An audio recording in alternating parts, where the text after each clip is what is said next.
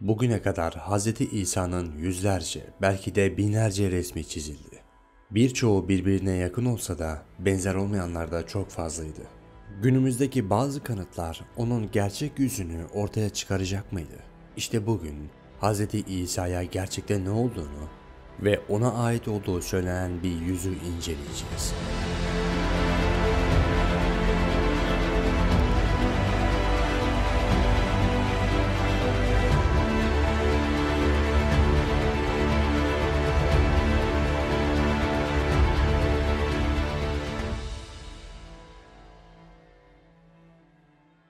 Dünya bir döngü halinde kendiliğinden ilerlerken insanlar neyin doğru veya neyin yanlış olduğundan emin değillerdi. Kimisi için hırsızlık bir suç değil, sadece aç karnını doyurmak ya da eksik olanı tamamlamakken, kimisi için bu bir haksızlık ve yanlış bir yoldu. İnsanlığa doğruyu gösterecek, yanlış ve sapıkça düşüncelerden uzak tutacak, yol gösterici, akıllı ve sözü dinlenen biri gerekiyordu. İşte bu yol gösterici kişiler peygamberler, yani elçilerdi.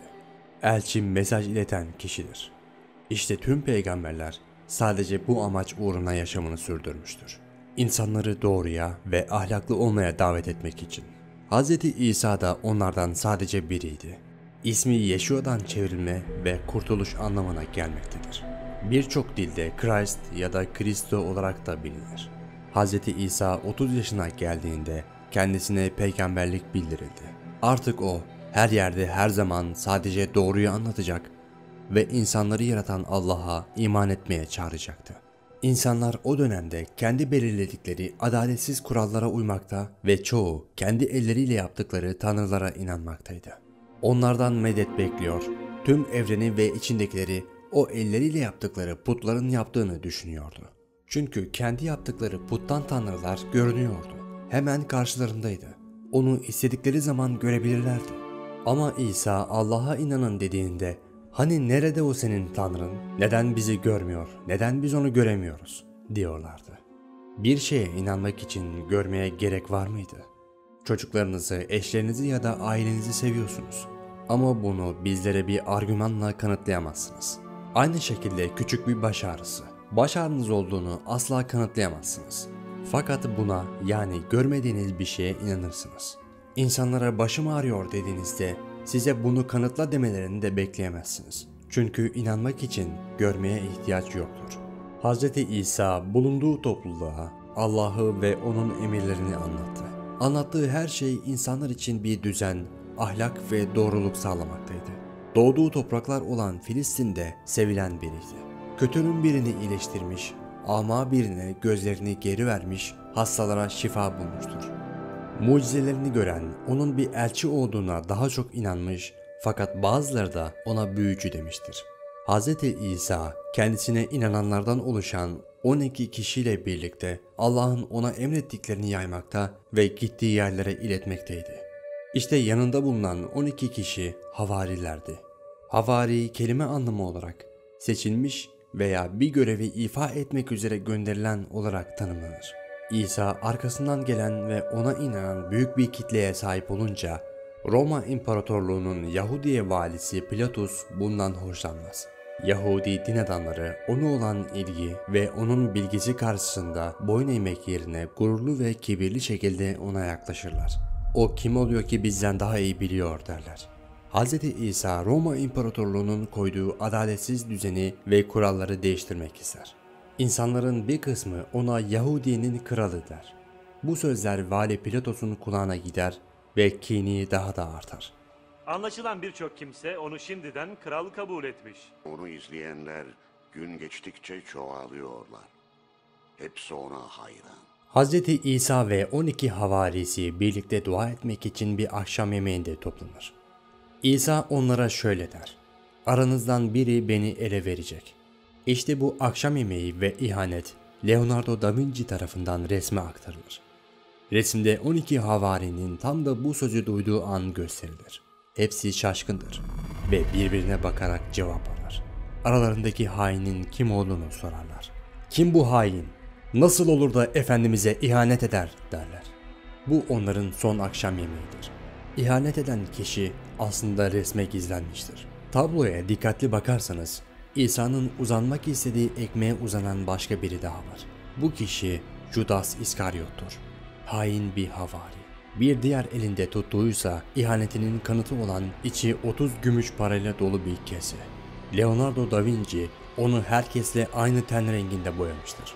Fakat ondan sonra gelenler ihanet eden Judas'ı diğerlerinden farklı bir renge, daha koyu bir tene çevirmiştir. İhanetin yüz karasıdır Judas.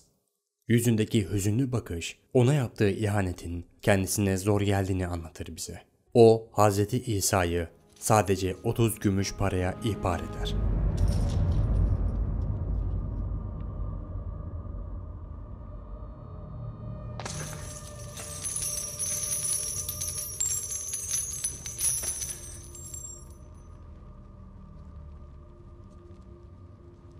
Hristiyan teolojisine göre Judas Romalı askerlere şöyle der: "Ben İsa'yı yanağından öptüğümde bilin ve onu tutuklayın." Ertesi gün olup meydanda toplanıldığında Judas Hz. İsa'yı yanağından öperek askerlere işaret eder. Bu daha sonralarında Judas'ın öpücüğü ya da ihanet öpücüğü olarak anılacaktır. Yine Hristiyan teolojisine göre İsa, yani onlara göre Allah'ın oğlu, Golgota'da çarmıha gerilir. İşte günümüz Hristiyanları ve genel inanış bu şekildedir. Hz. İsa ile ilgili 3 gerçeğe geçmeden önce günümüzde ona ait olduğu söylenen yüzünü inceleyelim. Bu gördüğümüz Hz. İsa'nın inanışa göre çarmıha gerildikten sonra üzerine serildiği iddia edilen ve Torino kefeni olarak isimlendirilen kefenin üzerinde oluşan silüet.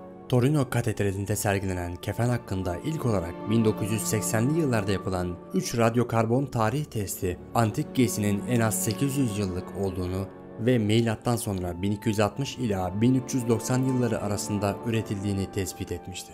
Bazı araştırmacılar ise 1980'lerde yapılan bu testin doğru olmadığını, bunun İsa Mesih'e ait olduğunu savunmakta. Hatta bu bilginin bilerek saklandığını düşünenler de var.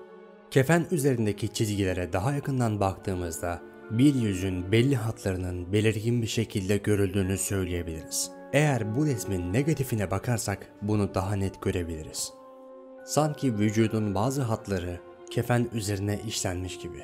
Günümüz teknolojisi bizlere bazı imkanlar sunmakta. Şu anki teknoloji 2 boyutlu olan bir görüntüyü 3 boyutlu bir derinliğe getirebilmekte. Ve bunu yaptığımızda uzun saçlara ve uzun bir yüze sahip olan birini görüyoruz. Bu gerçekten Hz. İsa'nın yüzü olabilir miydi? Bir bez parçasına insan bedeni tesadüfen nasıl işlenebilirdi? Ayrıca bu bez parçası gerçekten de milattan önceki yıllara mı ait? Bu sorular maalesef henüz cevap bulabilmiş değil. Yıllardır Hz. İsa ve bedeni tartışılmaktadır ve ortak bir kanıya halen varılamamıştır. Herkes Hz. İsa'nın yüzünü bu ve benzerlerine benzetse de gerçek bundan çok farklıydı. Bir kere doğduğu yer olan Filistin topraklarında beyaz tenli bir insan olması muhtemel bile değildi. Mavi gözlü olmasıysa küçük ihtimallere bağlıydı. O toprakların insanları tıpkı şu anki Mesih dizisinde gösterilen kişiye benzemekteydi ve dizi de bunu gayet iyi tasvir etmiş. Tarihçi ve yazar John Tyler'a göre İsa'nın Yahuda zamanı olarak bilinen zamanda bölgede bulunan erkeklerin iskelet kanıtları incelendiğinde Hz. İsa'nın boyu tahmini 1 metre 65 santim. Ayrıca koyu kahverengi saçları, kahverengi gözleri ve zeytuni bir ten rengine sahip olması muhtemel. Ki zaten günümüz araştırmacılarının hemen hepsi bunu kabul etmekte. Düşünüldüğü gibi böyle bir İsa asla var olmadı. Tıpkı buradaki yanlış düşünce gibi Hz. İsa hakkında 2 yanılgı daha vardır. İlki şudur ki Hz. İsa asla Allah'ın oğlu değildir. İsa bir yaratıcı ya da tanrı değildir. O sadece bizler gibi birer aciz insandır. Mucizeler bahşedilmiş bir insan. Tanrı'nın oğlu demelerinin sebebi ise Bakire Meryem'in onu dünyaya getirmesinden ve Tanrı'nın ruhunun bir parçasından yaratıldığına inanmalarındandır. O elbette bakire olan Meryem'den olmadır. Fakat bu sadece yaratıcının bir mucizesidir. Şöyle söylendi. Melekler dediler ki, Meryem, doğrusu Allah kendinden bir kelimeyi sana müjdelemektedir. Onun adı Meryem oğlu İsa Mesih'tir. O dünyada ve ahirette seçkin, onurlu, saygındır ve Allah'a yakın kılınanlardandır.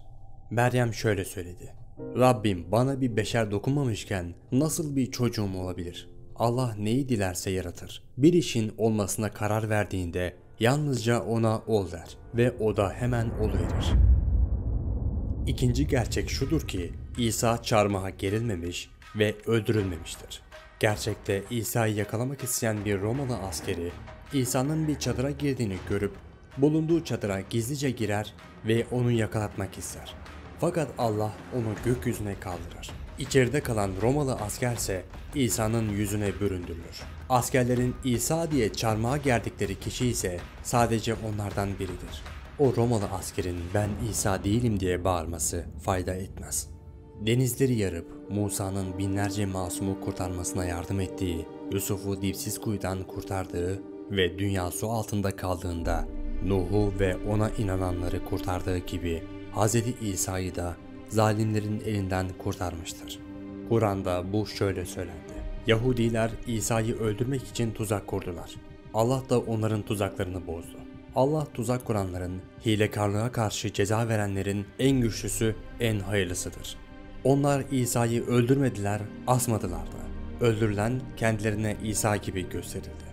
İsa Mesih'in Yahudilerin elinden kurtarılıp ölmeden gökyüzüne yükseltilmesi, ona vaat edilen zamanda geri gelip bozulan ahlaklarımızı düzeltmesi, savaşları bitirip huzur getirmesi ve yoldan çıkanlara yardım etmesi içindir. Kim bilir? Ve belki de bu çok yakın bir zamanda gerçekleşebilir. Bu ve benzeri videoların gelmesini istersen videoyu beğenebilirsin. Ben Nigma. Görüşmek üzere.